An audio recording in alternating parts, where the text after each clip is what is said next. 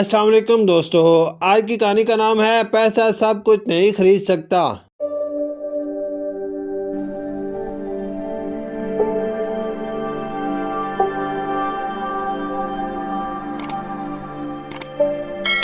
نیک 10 سال کا لڑکا تھا۔ وہ اپنے والدین کا اکلوتا بیٹا تھا۔ نیک کے والدین بہت مصروف کاروباری تھے جو اپنے بیٹے کے ساتھ وقت نہیں گزار سکتے تھے۔ نیک کے سونے کے بعد وہ گھر آیا اور صبح نیک کے بیدار ہونے سے پہلے آفس جا رہا تھا۔ نیک اپنے والدین کی توجہ کے لیے تڑپ رہا تھا۔ وہ باہر جانا چاہتا تھا۔ وہ اپنے دوستوں کی طرح اپنے والد کے ساتھ کھیلنا چاہتا تھا۔ ایک دن نیک شام کو اپنے والد کو گھر پر دیکھ کر حیران رہ گیا۔ والد آپ کو گھر پر دیکھ کر بڑی حیرت ہوئی۔ نیک نے کہا، ہاں بیٹا، میری میٹنگ کینسل ہو گئی ہے، اس لیے میں گھر پر ہوں، لیکن 2 گھنٹے بعد مجھے فلائٹ پکڑنی ہے۔ اس کے والد نے جواب دیا، تم کب واپس آؤ گے؟ کل دوپہر۔ نیک گہری سوچ میں تھا تھوڑی دیر کے لیے، پھر اس نے پوچھا، والد آپ 1 سال میں کتنا کماتے ہیں؟ نیک کے والد حیران رہ گئے۔ اس نے کہا، میرے پیارے بیٹے، یہ بہت بڑی رقم ہے اور تم اسے سمجھ نہیں پاؤ گے۔ اوکے پاپا، کیا آپ اپنی کمائی سے خوش ہیں؟ جی میرے پیارے،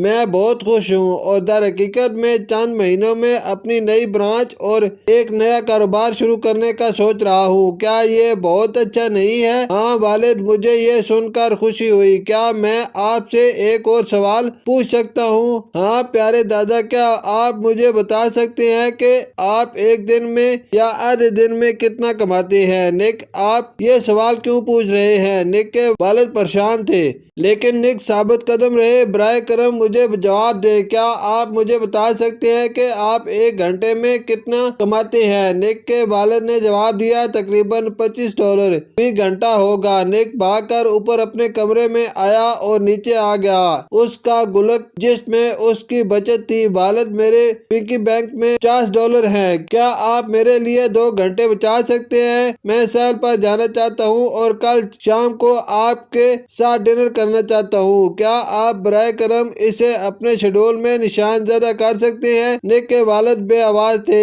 ایک والدین اپنے بچوں کو جو سب سے بڑا تحفہ دے سکتے ہیں وہ وقت ہے۔ پیسہ ہر چیز نہیں خرید سکتا۔ شکریہ۔